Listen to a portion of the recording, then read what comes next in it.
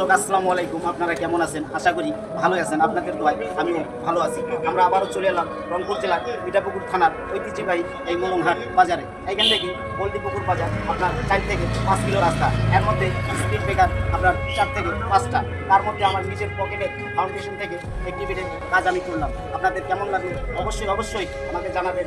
আর চ্যানেলটি, আমার পেজটি অবশ্যই লাইক, কমেন্ট, শেয়ার করে দেবেন। আমার সাথেই থাকবেন।